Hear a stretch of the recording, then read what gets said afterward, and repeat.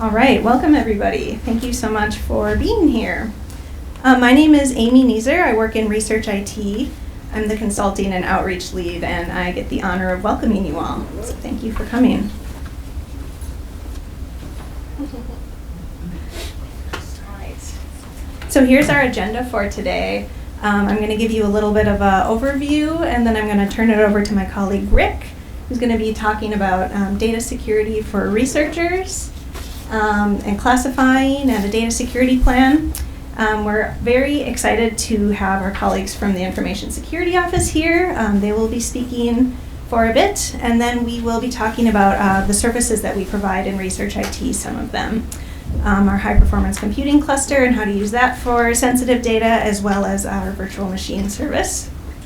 And then we're going to be talking about some of the big plans we have in the works to help all of you working with sensitive data, and we'll have plenty of time for questions and discussion as well. So I wanted to talk a little bit about Research IT and why it is that we're doing this. And we do a lot of different types of work.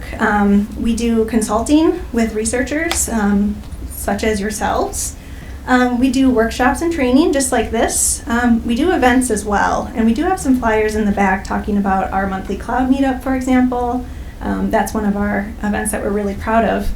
But really, consulting is at the heart of what we do, and we are out there and we listen to researchers' needs, and we take those back and we try to figure out how we can best advocate for you as researchers, and what services and what tools you might need, and how to really navigate this complex landscape of information technology, and then with the added security complex as well. So you can think of us as advocates for you in Research IT. As you might have heard, some of the data classification standards on campus are changing, and we'll talk a lot more about that later. But I guess I just want to say, as part of our advocacy role for you as researchers, we're here to help you navigate that. Those are complex, those are confusing, and we are definitely here to help. So with that, I think I'll turn it over to Rick. Okay. So I want to begin by examining what we do, the process of working with researchers to classify or the sensitivity for the confidentiality of their data, and to develop an appropriate plan for working with that data securely. I've done that with a few people I recognize in the audience. So I'm going to use an example that's kind of fictionalized, but this is very typically what we'll get. Someone's just sending an email to our consulting address, and they don't really know who we are, and they don't know what to expect, so it'll be pretty short and simple. And I don't know if you can read it, so let me just read this part. Box drive question. Hi there, I see that box or B drive are permitted for PL1 data. What does that mean? We need advice about a safe way to store recruitment, screening, and consent forms in our study. Campus's Human Subjects Office has referred me to you. Thanks. Okay, this is great. We write back and say, so I need to get in like this. We write back and say, sure, we're happy to talk to you. Let's set up an appointment. And can you give us a little more information about what you're doing to help us know where to start? So they'll write back something like, our study incorporates functional magnetic resonance imaging, fMRI, with both healthy participants and patient populations. Researchers work with neuroscientists and or physicians located at research and hospital facilities in the US and around the world. Okay, so there are a lot of clues embedded in this. Campus's Human Subjects Office has referred them to us. They're working with patient populations. And the neuroscientists and our physicians are located in the US and around the world. Okay. So the first step in determining the data security classification is to understand the agreements, the regulations, laws, and other considerations that determine how the data must be protected. And these are the most common ones we encounter. There are more, and I'd be happy to talk with you later in detail about some of them. But in our example, the data are covered at least by the IRB protocol. They were referred to us by the human subjects committee, so that's a pretty good assumption. The campus data classifications standard is also going to apply. It's a bit of a, it's like the superset, and that's one that everything has to, that's the minimum at least that everything has to fit, or that governs the standard. If the brain imaging were done in a clinical setting or in a setting that's considered a covered entity under the HIPAA, the Health Information Portability and Accountability Act, then those federal regulations would also apply. And any agreements that the researcher has signed on to with a data provider, also, or a funder, also get factored in, and so then do any intellectual property concerns or confidentiality concerns of the researcher. So Canvas has 4 classifications, data security classifications. These are new. Our colleagues are going to talk more about how these came to be. You're shaking your head? Yeah. Sorry, Chris. Sorry, 3's wrong, but the identified data is P2. Okay, great. That's a question I had. We'll get to that in our Definitely. So they're new. They're in line with a UC system-wide policy called IS3, which maybe Amy mentioned by name, but definitely the security folks are going to talk about. They replace what's maybe familiar to you, PL3, PL2, PL1, and PL0. And they're P4, 3, 2, and 1.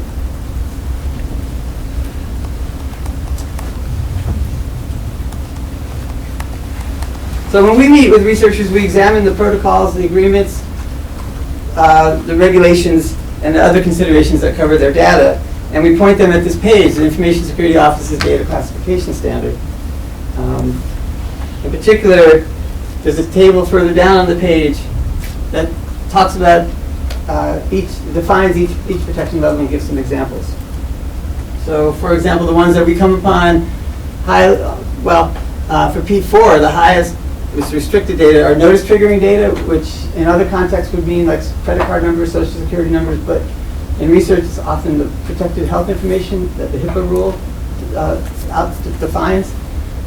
Controlled unclassified information, I haven't actually done too many consultations about that, but I know it's in different disciplines, that's data, type of data that researchers would use. Individually identifiable human subject research data or genetic information. For PL3, sensitive data, personally identifiable information not already classified as P4. I'd love if you guys could sort of, we're working this out, right? This is a new policy and we're working it out over the next year probably, right? Data related to animal research projects and export controlled research, which again I haven't really worked too much on, but I know that Space Science Lab and other places work with ITAR data and stuff like that. And then, what's this, P2? So this is what Chris was just saying, data not commonly intended for public use or need to know basis. This is data that really your research team, maybe your colleagues should see. It's not really for the general public. And a good example of this is de-identified human subject or patient data, if there's a negligible re-identification risk. Yeah, leave that there.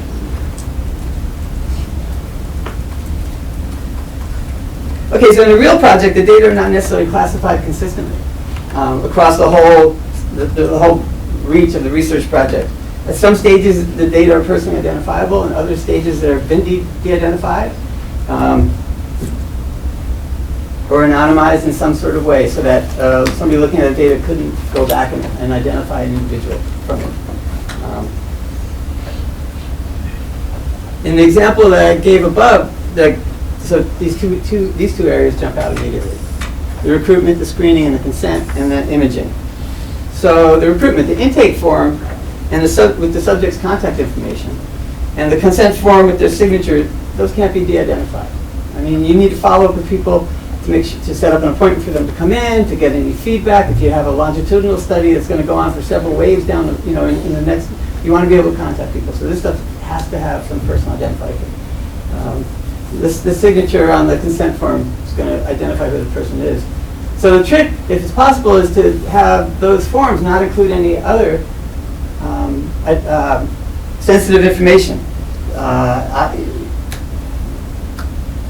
so you're doing a study on depression, and maybe you don't say, do you have to use that medical term? Do you have to talk about the context, on your form? And this varies with whatever the project is. It's not like an easy answer for that.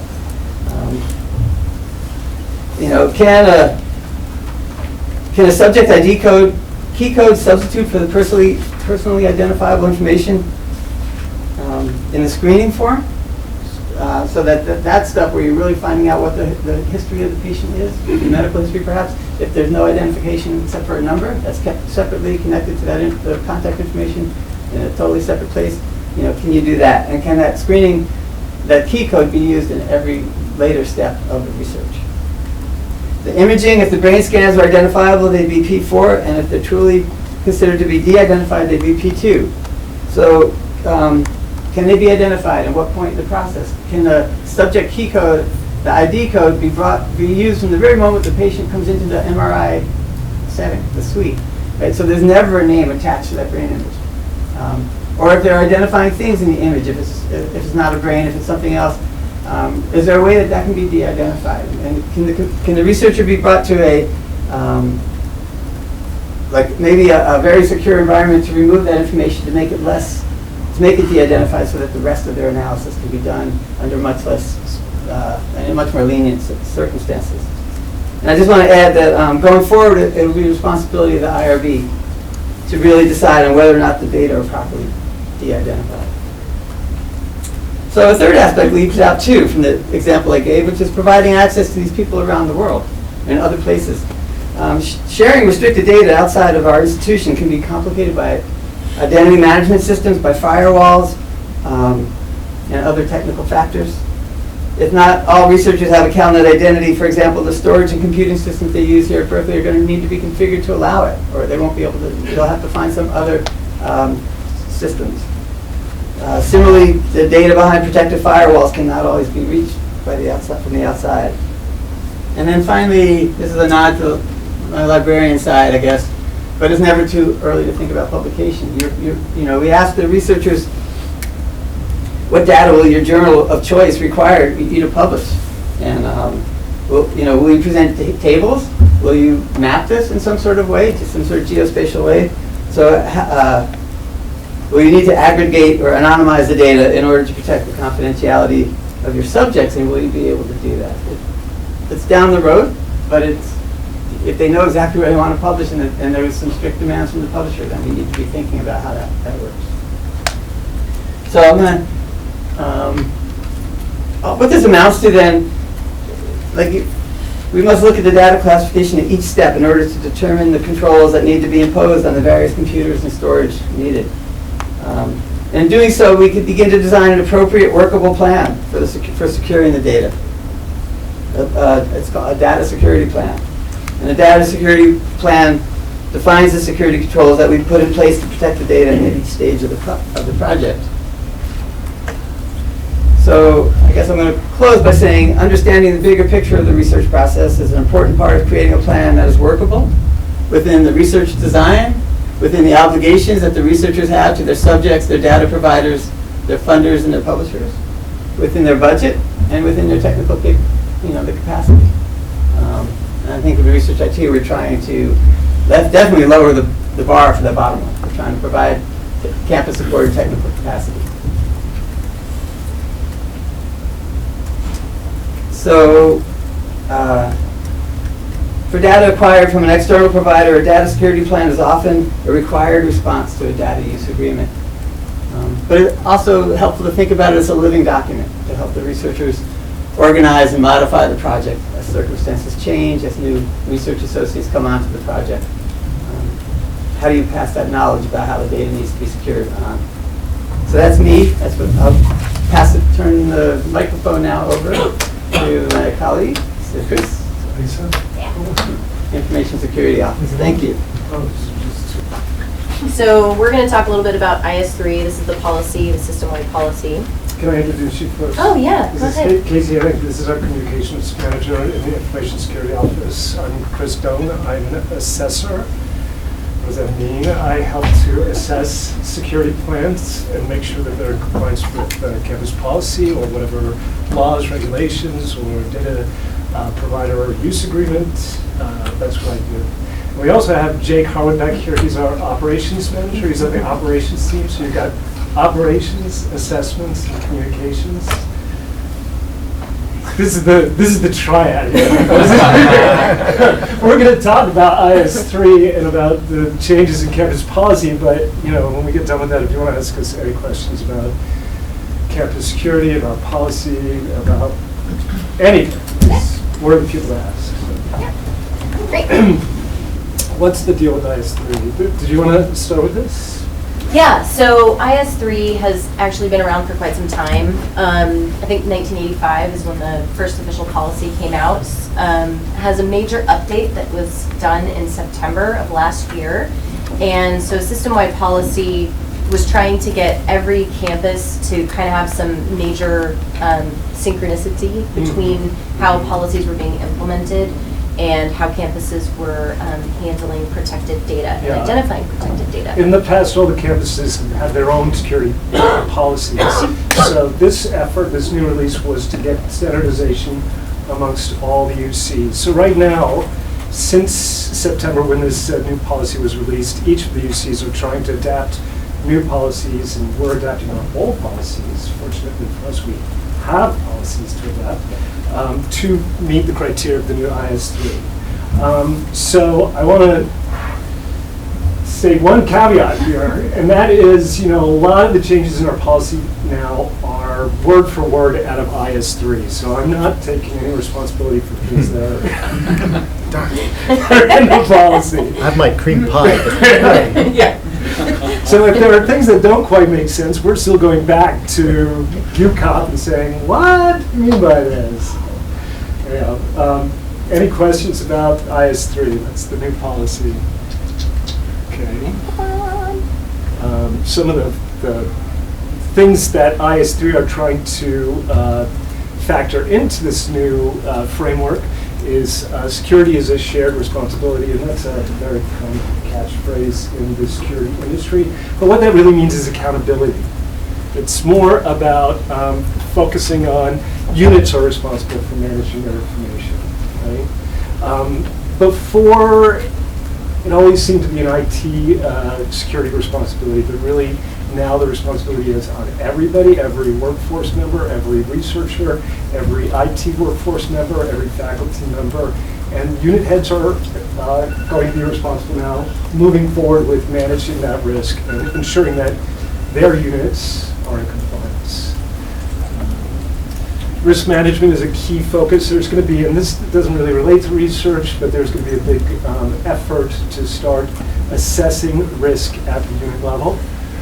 A big effort in ISO right now is to develop a unit assessment process, a survey that's going to go out to unit heads. Those are deans, Director level. right, director level, school level. So that's what we're working on. Data classification affects security controls. That's always been the case here. Our classifications for data, and Rick did a good job in doing an overview of those. They define the security control requirements for the data that you're protecting. Next slide. Right. Oh, this is the next slide. This is the next slide. So, do you want to talk about that? Yeah, so basically we're doing this in 2 phases because there's so much of a lift that we have to do to align with the IS3 changes. Like Chris was saying, we had some stuff already, so now we're just trying to it's like the Brady Bunch. We're trying to marry the 2 families together and then have a good situation come out of it. And hijinks will ensue, I'm sure. So what we've done so far in this first phase is we've released the new data classifications and standards. So there was a draft that we actually got the sign off from campus policy person group, IRGC, Information Risk Governance Committee. And so that has actually been ratified on our website. And that was the one that Rick was referring to, so that's great. The thing that is really important is this new roles and responsibilities policy. That is in the review, that's now going through the official campus review policy review right now.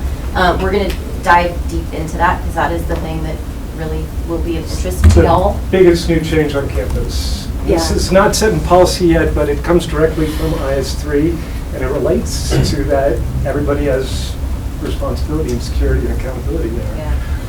And so we're going to talk a little bit and how that impacts researchers a little bit. We're doing a draft of the new minimum security standard for network devices, and we're also linking some guidelines. So we're updating that and the guidelines. Those are on our website in draft form right now. And so once they're also ratified, we will be making them permanent. This is an existing campus policy. The minimum security standard for network devices applies to all campus network devices, whether it's bring your own or not. And it's things like you have to use authentication. You have to patch. You should have a host-based firewall turned on. You have to have malware protection. Really basic stuff. And then so phase 2, so this is all we've done in phase 1, and then phase 2 is going to be the new minimum security standard for electronic information, and that's going to be something that we're working on in phase 2, which will be in 2020. So it is on our timeline. It's just It's a big project. It's a So big project. these are the list of controls and requirements that apply to restricted protected data. So when I say that the classification ties to the requirements that you have to put in place based on your protection level, P4, you're going to have a certain set of requirements from MSSEI. Does that make sense? This is existing. It's going through a major rehaul. MSSND existing, but you'll be happy to know it went from 9 requirements to 7. So we're actually trying to make things a little bit easier. Yeah, that's what we're working on now. Yeah. So one of the things that we wanted to point out, it's obviously too small to read, is that we've included, so we've updated this information. Phase 1, we've been calling this thing the MSSEI Quick Fix, and that's essentially on the left column here. You'll see that we're referencing the new UC protection level, which I will give you a good visual in a second here.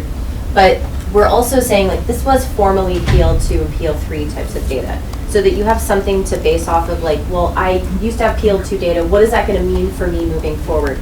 So instead of jumping straight from, now you're P4 and you got to do these 85 new things, what we're saying is, you're going to be P4, and these are some examples of what these P4 things are, and then in the second phase, we're going to be updating the mitigating controls that you have to apply to that data. That's exactly right. So, yeah, so a good visualization for this is to say, you know, PL3, PL2 is now P4. And so we're taking out the L. It's like a quick and dirty way of saying, when we say P4, that's the new UC standard, the way that they are calling it. That high, moderate, low, minimal. It's weird, minimal. But this is all publicly available, like public websites and stuff like that. Minimal, but still important. And the president was very kind in that they did 4 levels as well. We had 4 levels, but they used a different numbering sequence. We were PL0 to PL3. They went PL1 to PL4. And they have let me just go through these quickly. PL0 is public for UC Berkeley. P1 is minimal. It's a little difference here. There was no moderate P3. We just had P1 that encapsulated both P2 and P3. P2, as Rick stated, is de-identified research human subject data. P3 is actually more geared towards higher level of protections for FERPA student data. It's really, P3 is really focused on that. Doesn't impact research as much. P4 was our P2. P2 is notice triggering. California state has laws that say if this particular data type, social security number, driver's license number, is exposed, that data owner needs to be notified. Very expensive when you get into the tens of thousands of social security numbers that we keep on campus. Very, very expensive. It's a big financial impact for PL2 or P4 notice triggering data. And that does include some research covered data like research health information and certainly human subjects personally identifiable human subject data would be included in that bucket. PL3 for UCP was shared fate, meaning that if the system was used, operations, help me with that one. Yeah. If the system was compromised, everyone's password is lost. Right, so it's something that's shared that affects multiple systems. If CalNet were breached, that would be a shared thing, right? It's going to affect a lot of applications out there. That's an extreme example. So any questions about the new, it's not that difficult. It sounds. We color-coded it. We color-coded it. And also, just to let you know, there are some handouts in the back of the room. One that just gives a very high-level overview of this, and then one that kind of gets into a little bit of the examples of the P data. So it shows like the P4 data, what a summary definition of what that is, because the definition's super long, and then some examples. Lots of examples. Yeah. It's very important to look at the examples when you look at that classification standard, because Yeah. that'll really help you to figure out where your protection level lies for your data. Yeah. I think the next slide will be more. Yikes. Yeah. So a this couple is- of Yeah. hands on. Oh, Yeah. questions. Well, Do you want me to go back? I mean, I guess I'll wait.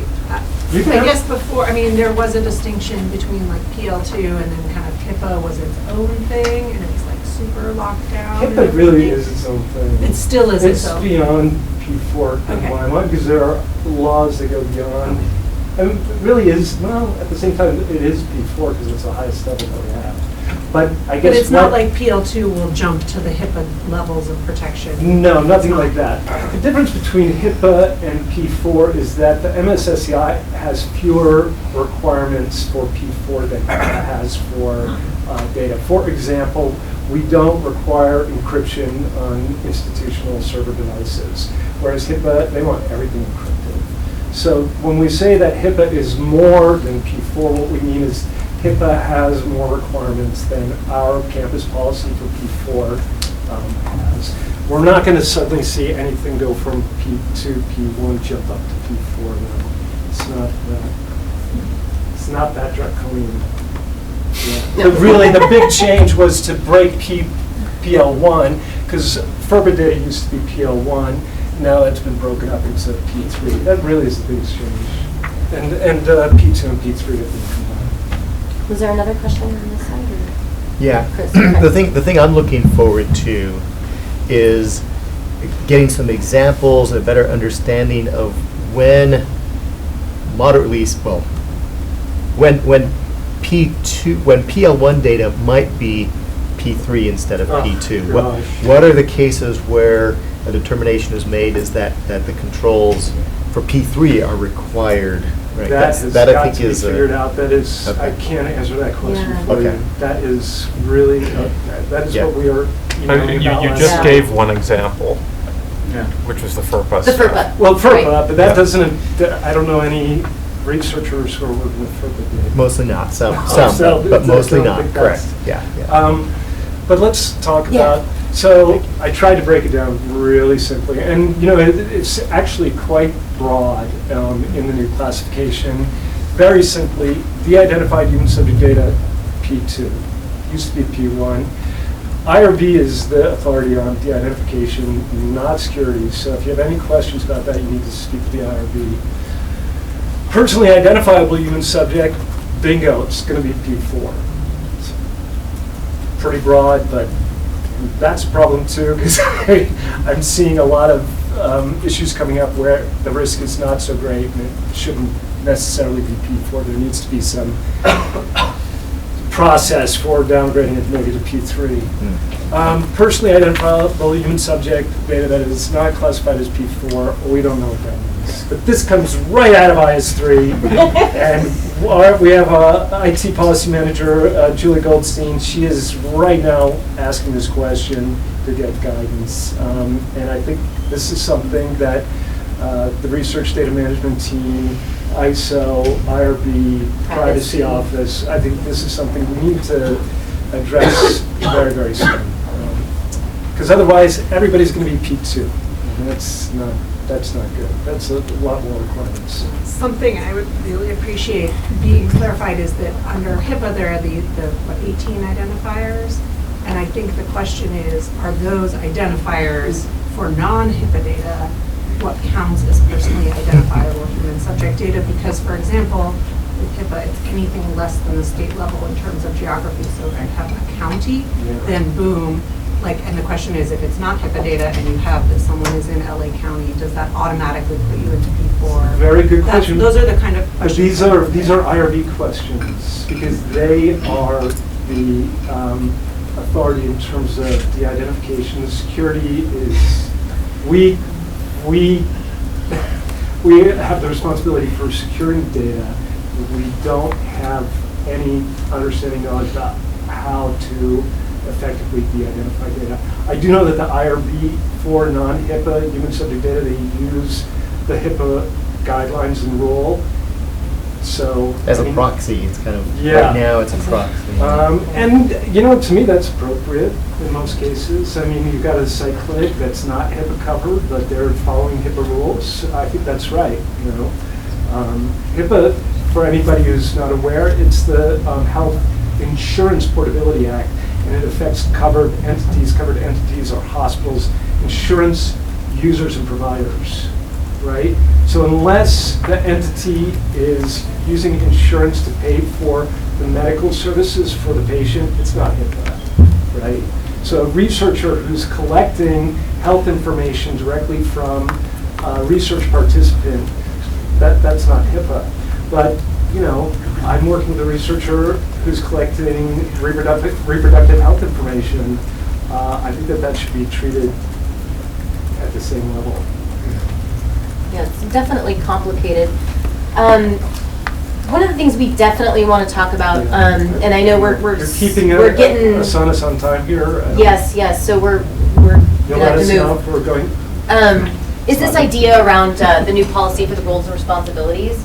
And so I want to pop out here and talk about a few things, and that is, this is a layered approach. So the first thing is everybody. It's workforce is at the top, actually.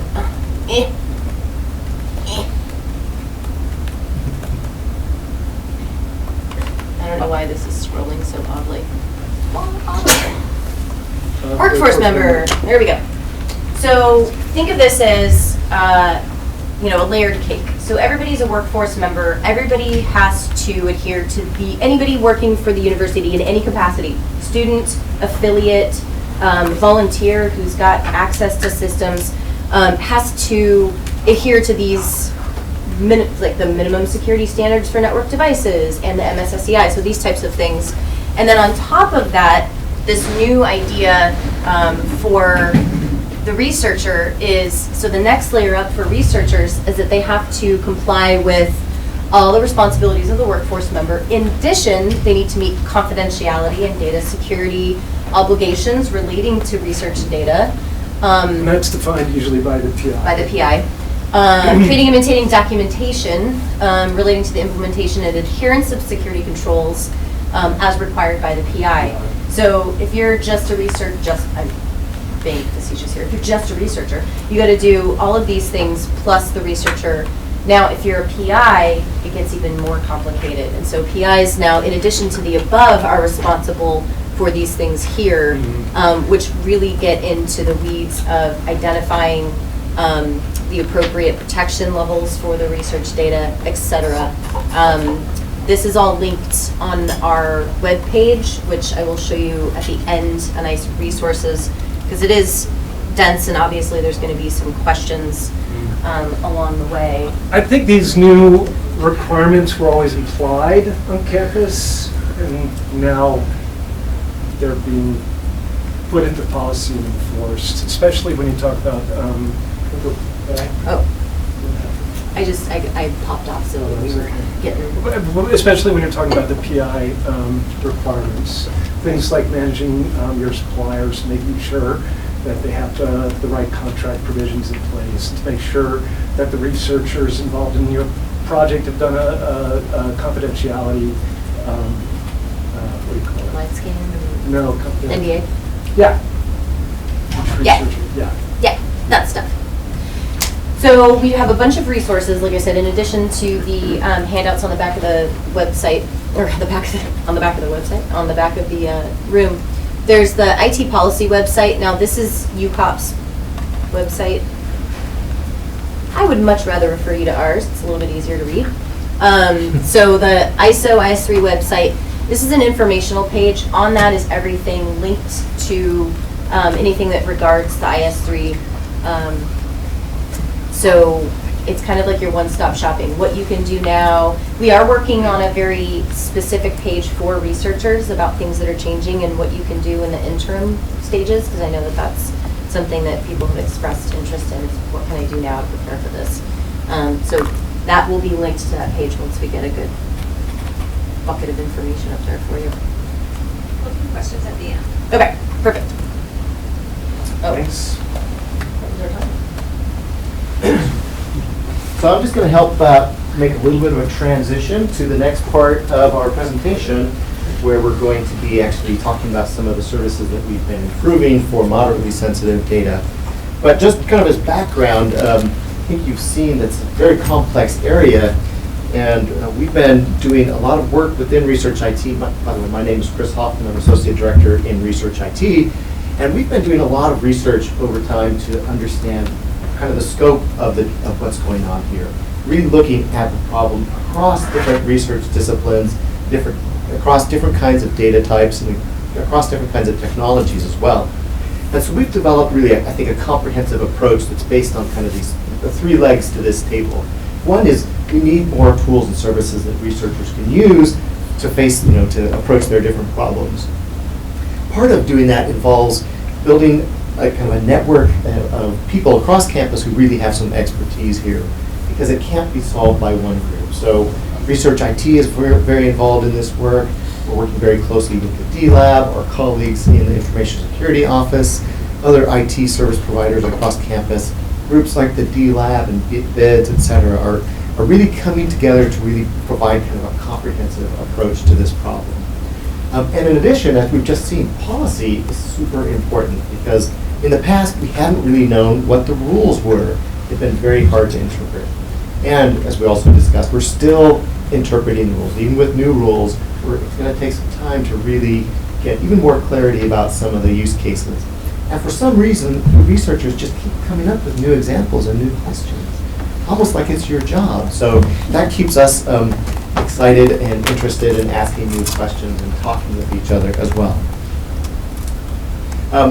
But we know that one system is not going to provide all of the kind of compute, data management, and security requirements that you need.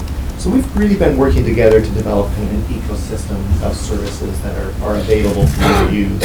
Now, there are some that have been in place for a while, like Box and Drive, have been approved for moderately sensitive data, what I think we would now call P2 data. Ian Cruth, and one of the managers of those services, is nodding in agreement, so I got that right. Those services have been here for a while. And you've always been able to give our IT groups a lot of money to customize and build a service for you, but that's expensive, and you can only buy it on a monthly basis, so it doesn't always fit a research use case. But now we've actually been doing some great work to improve some of the other services that are kind of customized for research customers. And that's what we're actually going to talk about next. So we really think of this as kind of the goals of this overall effort are really to provide research computing and data management services for researchers across campus. So with that, let me go ahead and turn it right over to Krishna Riki, who's going to talk about our high-performance computing system. Good afternoon, everyone. I'm Krishna Muriki. I'm with the Research IT team, and I'm part of the team which runs the Savio cluster. As many of you might have heard of it, Savio is the institutional resource, UCB campus resource, a shared resource, and Linux cluster. How many of you have accounts or access to Savio here? Raise of hands, please raise your hands. Yeah, not a lot of you. So it's a Linux cluster. Everyone on the campus are eligible to gain access to this resource, and there are various programs through which you can gain access.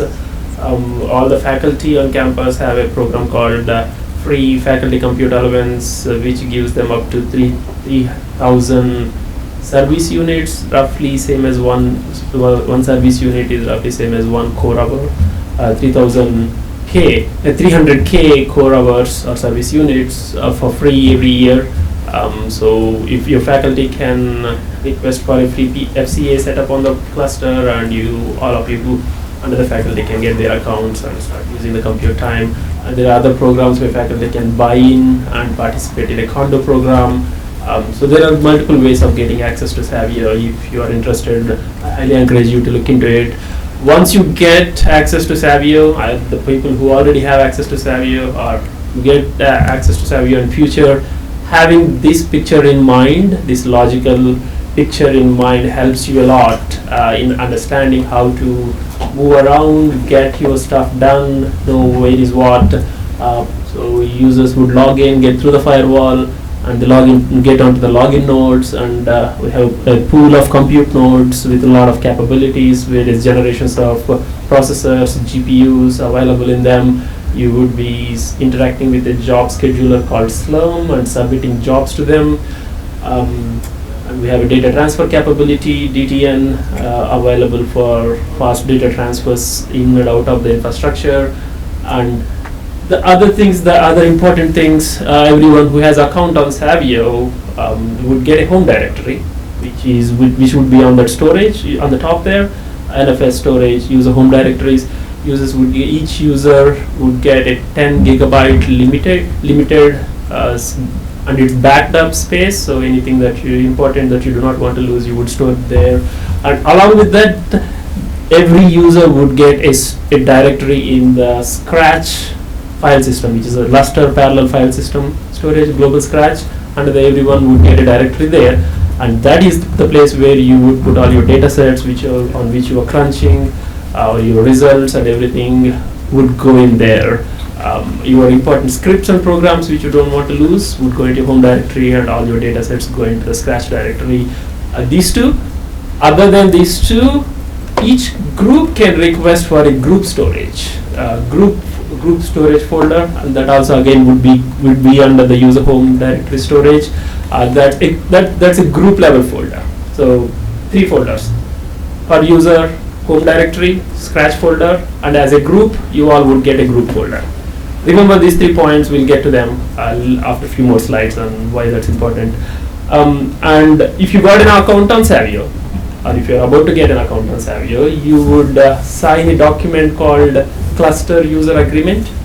And those you have signed, and if you have paid attention and read the text on it, it would have said something like, you can put only PL0 in the old terminology or PL1 kind of data on Savio. That's what you are signing in the document before you got account on Savio. That's what you all did. But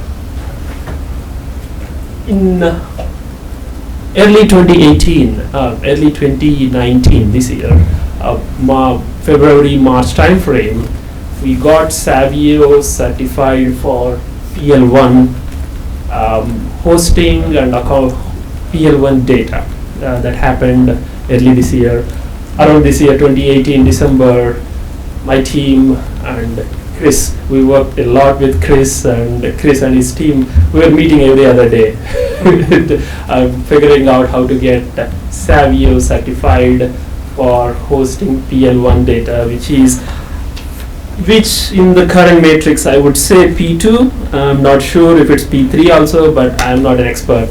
You would talk to the experts to P2 understand. and P3. I would also, can I add something? Sure. Because this gets neglected. I don't know why you guys don't talk about this. It's also certified for dbGaP.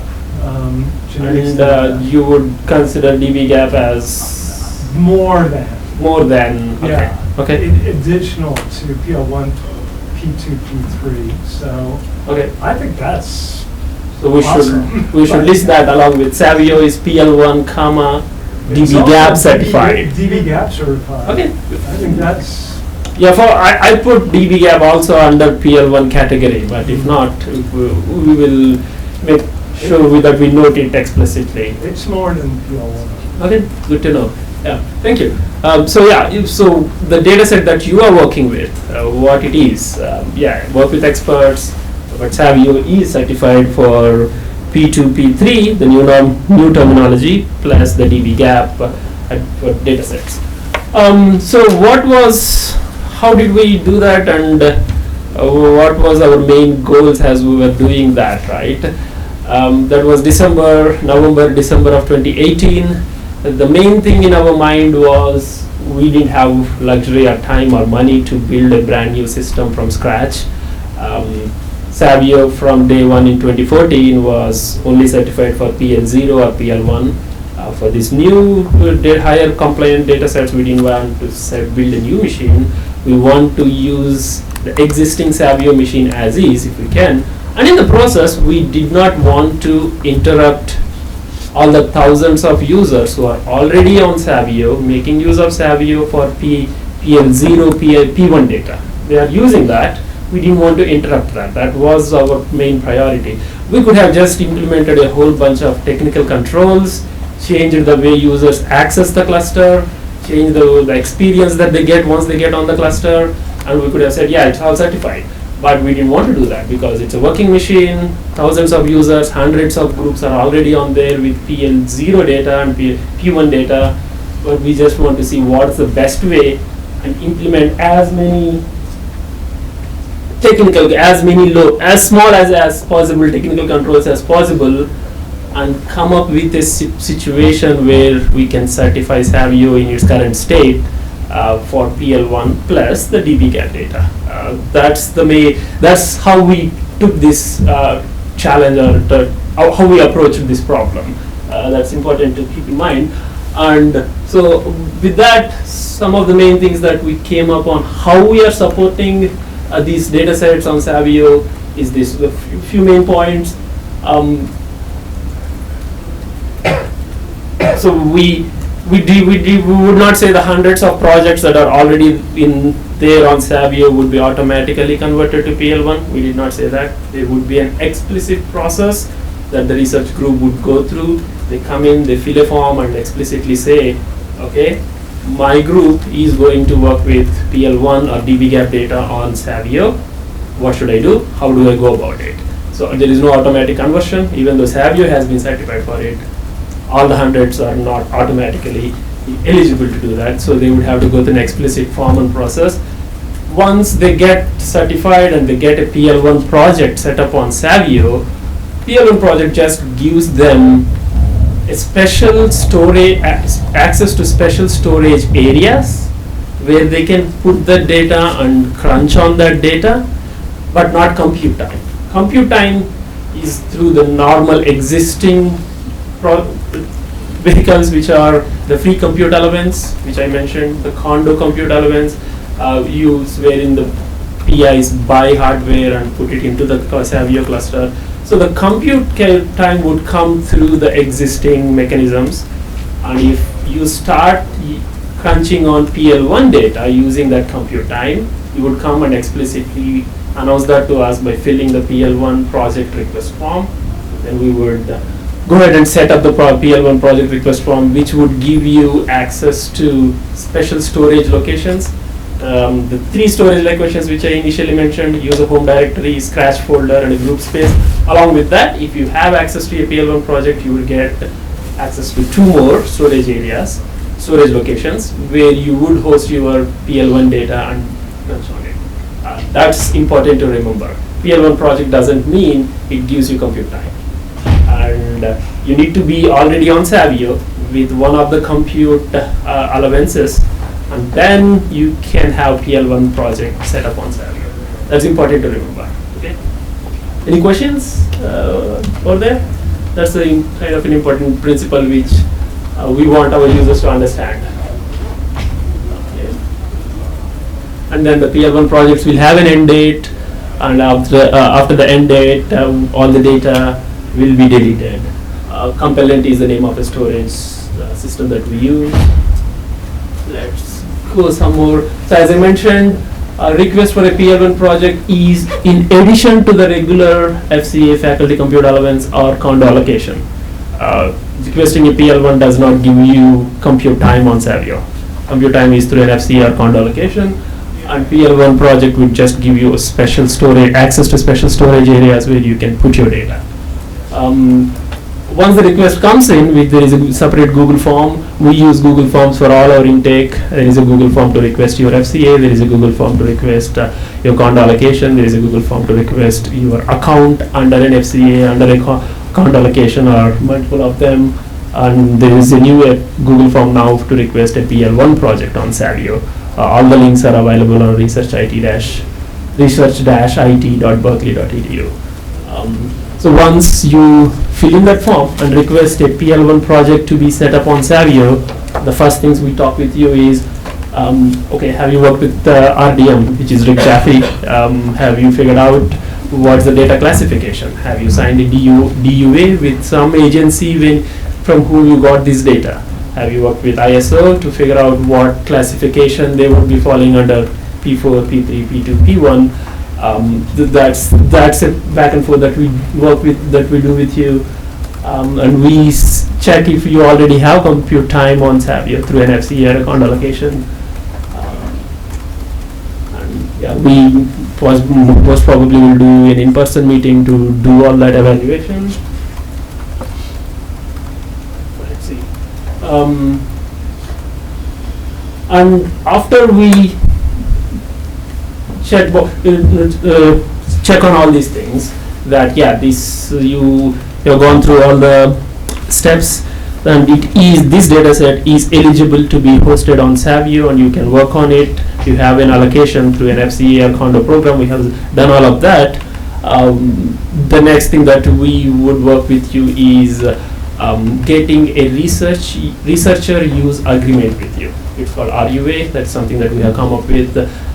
It's a 4-page document which describes in detail about how this compliant data, PL1 data or dbGaP data sets that you're working with, how you can have it hosted on Savio, what are your responsibilities, what is that we provide, so that this document goes in detail about that. We bring we come to the meeting with your group with a template of that. We walk you through on all the points that we have in the document, make you understand that, answer any questions, and we get the PI of the project sign that document before we set the PL1 project on Savio. So this is how the document looks like. It's a 4-page document. This is the first page. It's available online.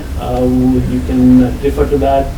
As I said, we worked very closely with Chris Doan and his team by going over the MSSEI plan all December last year, every day. So all the details are also available there. Look into that. So some of the things I want to get your attention is about things like removal of non-required covered data. So if you are working on some data sets which you do not need for compute, which you do not need to have hosted on Savio, it should not be on Savio. So reducing complexity, things like that. And account monitoring and management. So if a group gets a free FCA or a condo allocation, a project is set up on Savio, and all the lab members or the postdocs and grad students working for that faculty are set up under that project, right? And vetting who should be on that project, like these 5 students or these 10 students, or this student has graduated and moved on, is not in my group anymore. So monitoring, account monitoring, like keeping track of who is still valid researcher in the team, things like that.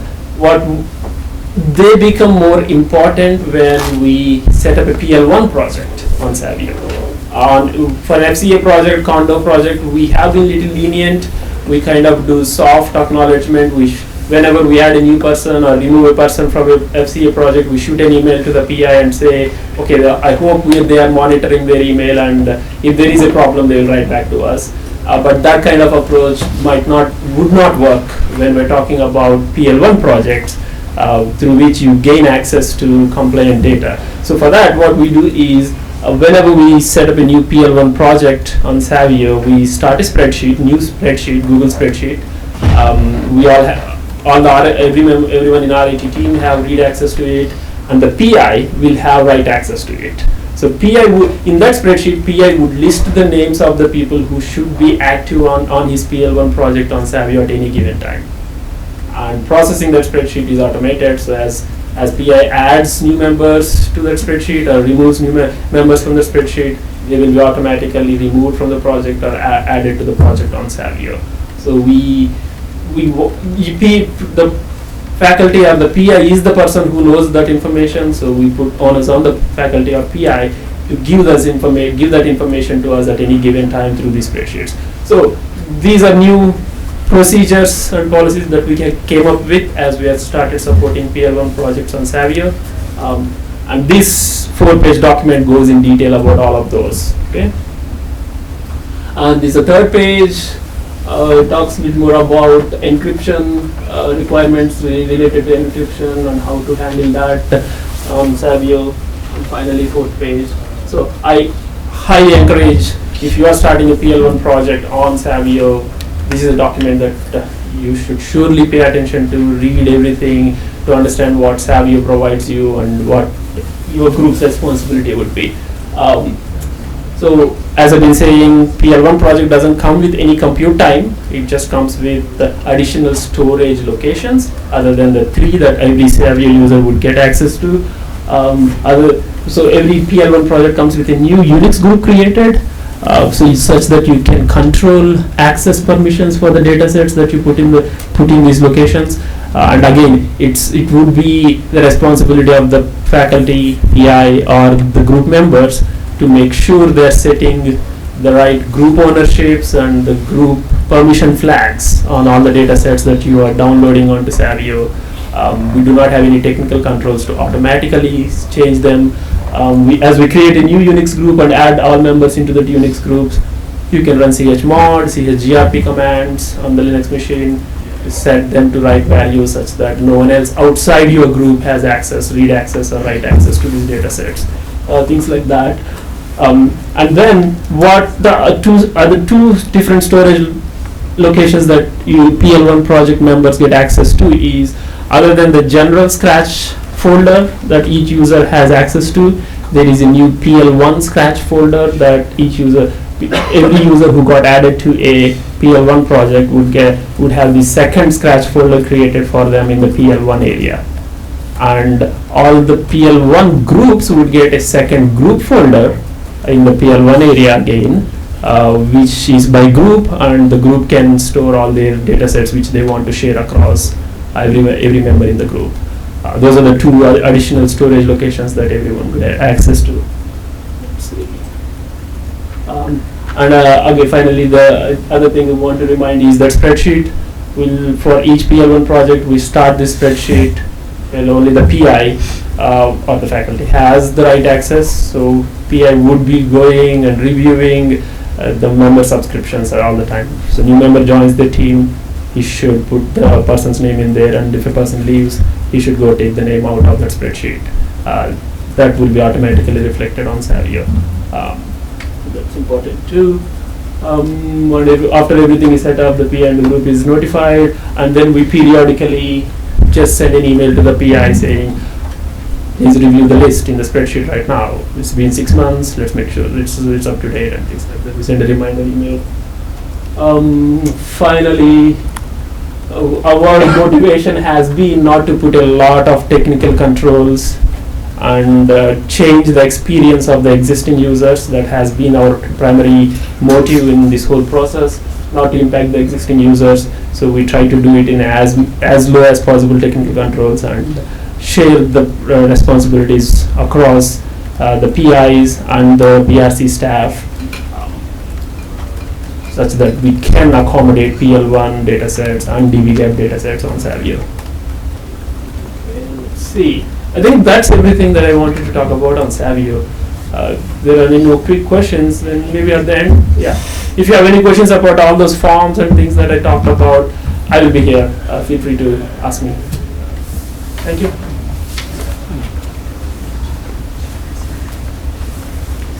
Hello, my name is Jason Christopher. I'm an architect in research IT, and I'm going to very quickly go over another compute platform service that we have called Analytics Environments on Demand. Krishna talked a lot about the process and how to get started in Savio, the researcher use agreement, the other documentation. All of that kind of thing we have also done in this service as well. So I'm not going to go into depth on that. You've already seen it, and we're also really super pressed for time. So I will say, though, that trying to understand our program and our group, I think is still this is still a good graphic for it, where we have the HP system, our condo cluster, we have cloud computing support and consulting services, and we have analytics environments on demand, which I'm going to touch on. And in the center of all that, a consulting program. The consulting program provides people with domain specific academic department expertise combined with a technical depth to work with researchers to help them do their computationally intensive work. Moving into this, I call this my AOD, Analytics Environment on Demand, in a nutshell slide. There's a lot here, but the basic idea of it is we realized setting this up that there were a lot of options for researchers working in command line on Linux systems.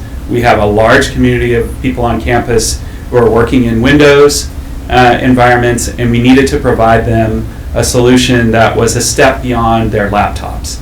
And so we kind of leveraged a very large investment made on the administrative compute side on campus and reconfigured it to provide robust research desktops, virtualized for folks who need that. So it's Windows-based, but we can do Linux. It's an IT service. It's an allocation program. So when we partner with you, we give you an allocation at no cost on the system, and then you work with that. If you need to, if you need more, you can buy in like in a condo program. The design principles were about making it easy to use, making it turnkey, having everything set up so that via the web you can make a couple of clicks and you're into a virtualized environment that is also scalable. So if your virtual machine has 16 gigs of RAM but you need to bump up to 32 or 64, you can do that on the fly and then jump back down. It's really flexible, it's secure, and we're using this right now with about 6 different schools and departments on campus, and for their researchers there. We're also using it for instruction because it makes a virtualized machine makes a very convenient, direct, easy way to do instruction and provide training. And you can see there are our current partners. I was going to do a demo. We don't have time for that, but I always like to kind of do a throwdown to the HPC guys and folks, and just I want to show, like, you know, I can run my compute job from my phone because I've got the Citrix receiver installed on my phone, and so if I glasses on, if I touch on my test environment, it's I can see it's opening up. If the demo gods stay with me, it's now saying starting application. I'm on demo, and now here I am into my virtualized Windows desktop, and yeah, it worked. I can kind of scroll around on my screen and do different things. Fast on that if you're an old person like us. There's always somebody trick me up. So you know, it's super fun. Here's a quick network diagram of how it works. I won't go into it, but again, it's leveraging the campus investment because the same infrastructure for our analytics environment is used by a lot of these administrative applications. And so I just thought I would include that, get a little bit of an idea. One of the nice things about it is that we use CalNet. So all the authentication mechanisms, all of that is built in. You use your CalNet account. We didn't have to create a new authentication system or identity management system. As Krishna pointed out, there's a lot of documentation involved in any kind of security piece. There's a lot of process that goes with it because you can't capture everything in a technical control. So there's a researcher use agreement. There's a security incident response plan that you have to go through with the researchers to make sure everybody understands what to do in the event that there might have been a breach. And then we have a technical partner agreement.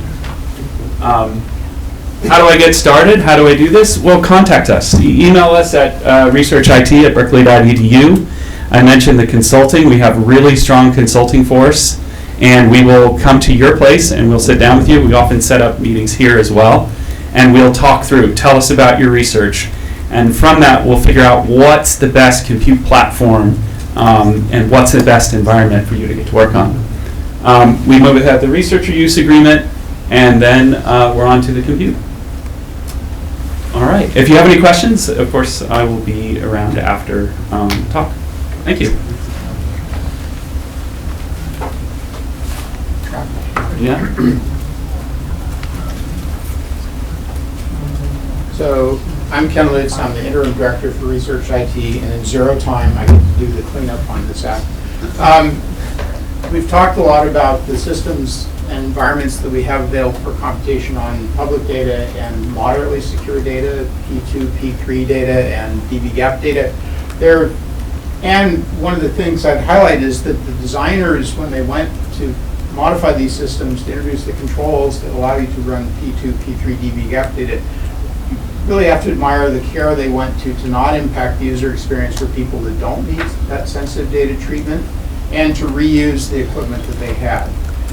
We've seen a demand over the last couple of years. Chris Hoffman has been instrumental in identifying and corralling demand for support, analytics, and computational support for even more sensitive data, we now call P4 data. And the recognition was that this is not something that we can remodel into Savio or AOD. In one part because the controls that are necessary to do that, the processes and procedures would impact people who didn't need that sensitive data treatment in a very negative way. And so it's not, one size was not going to fit all. It's also often not feasible, either economically or technically, to remodel a system to be a higher security system. So we were fortunate enough to receive funding this year to build a new system, which we're calling SRDC, Secure Research Data and Compute. We'll have a contest for your name, but it's a system that we're building purpose-built for the most sensitive data that researchers are dealing with. It's going to have a lot of the same characteristics as what we see now in AOD and Savio. The condo model is part of what we're thinking about. So there will be a faculty compute allowance and a faculty data storage allowance that goes into that environment. You can come in and use that. You can also buy more as you need more. So those are things that are very successful in the current environments that we want to replicate. The diversity of HPC and virtual machines environments is also something that we're going to provide in this system as a solution for researchers. So it's an exciting project. It's underway. This basically gets it in a very high level kind of nutshell block diagram, but we're in the process of doing the design, both the technical platform design as well as the analysis and creation of the processes and procedures, which is really the big elephant in the room with this kind of system, that make it compliant with the requirements of data use agreements for the most sensitive data. HIPAA is on the billboard there. We'll see how we're going to do that. That's up for grabs a little bit, but this is it. It's an exciting new facility. Because it's new, you don't have to use it unless you need it. If you can use it, if you do need it. So I think this is a great thing that the campus has chosen to support research in this manner. Current status, basically covered this. We're hiring people. We're buying out parts of people's time, emulating the model that we have with the existing RIT group that's been incredibly effective. We're working with a cybersecurity consulting firm because this is not our area of expertise, and we'd like to not have to learn on the job in every way. And we're working on identifying researchers and pulling in data use agreements that are that would be subject to this level of security. We need concrete examples that we can look at and say, okay, this is in scope, this is not in scope. And working with the security office to do that mapping and understand what needs to happen there. So that's a very quick overview of our latest project that we're very excited about. We expect to have researchers running in August of 2020, basically summer 2020. And that's our story.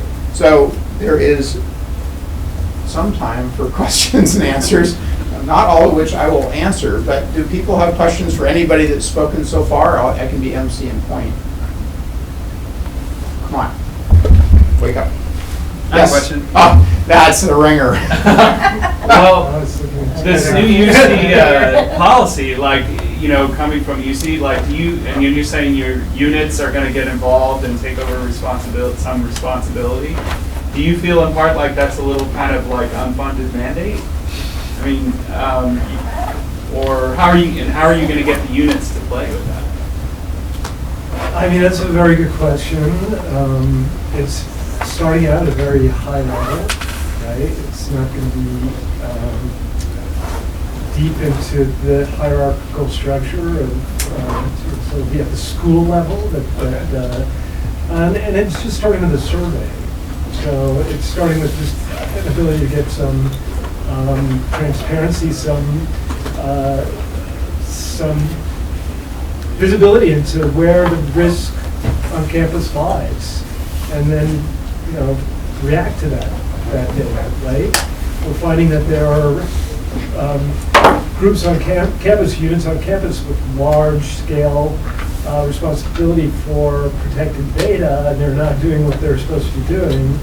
Then those are the people we're going to focus on helping to achieve compliance. So that's how I see it going. It's not an unfunded mandate because these requirements already exist. What it is it's saying who's really accountable and responsible for making them happen. And that has been a problem since the day I came on board here. It's, you know, IT is doing security, right?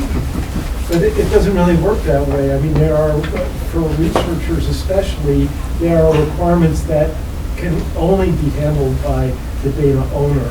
When you're talking about data retention, deleting the data when the project's done, these are security requirements. Only the researcher, only the data owner can do that.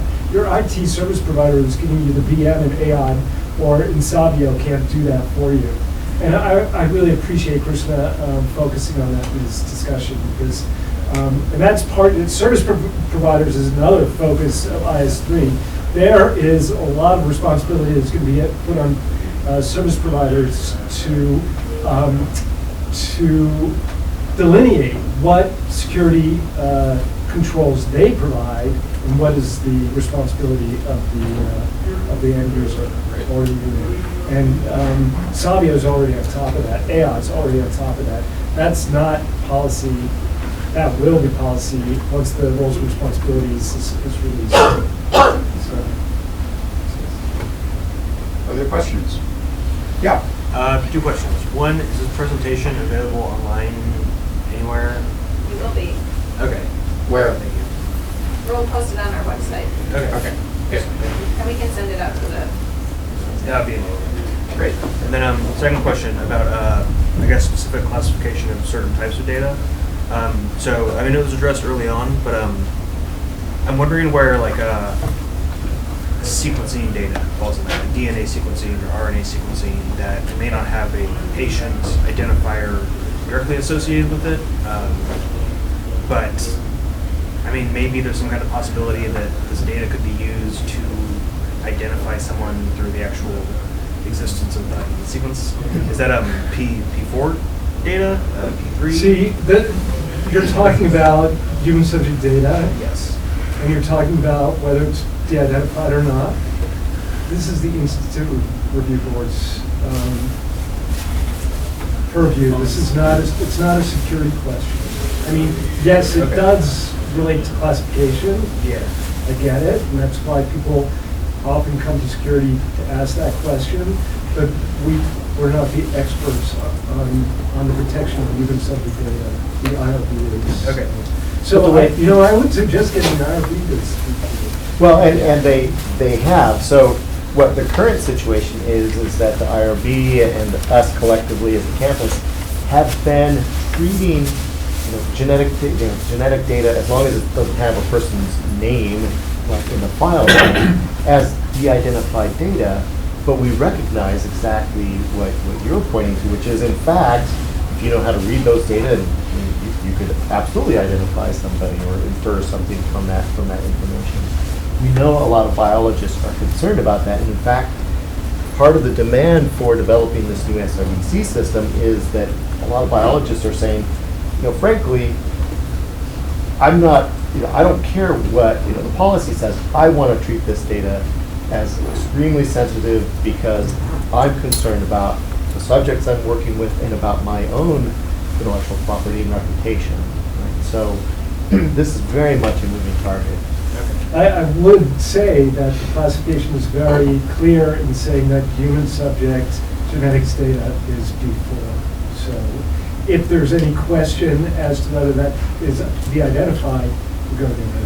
Yeah, I think it's important to recognize the centers of expertise and not have everybody putting in their opinion and say this is the IRB's. That's re-identifying data, de-identifying data. That's their thing. Exactly. Let them own it. Let them get credit for it.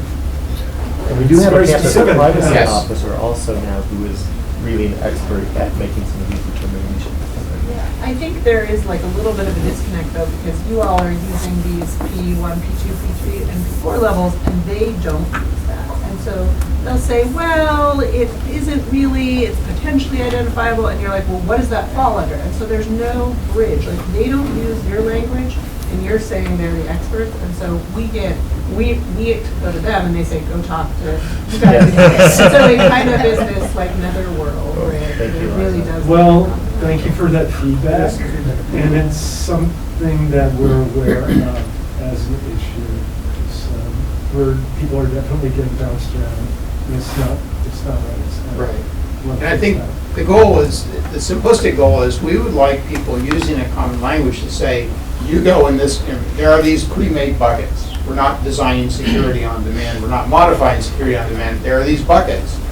Point them to the bucket. And then I think that's what we need is, whoever the authority is, you go to Savio, you go to SRDC. Based on the language, the labels that have been assigned, whether it's DB-GAP, whatever the labels are that result in that assignment.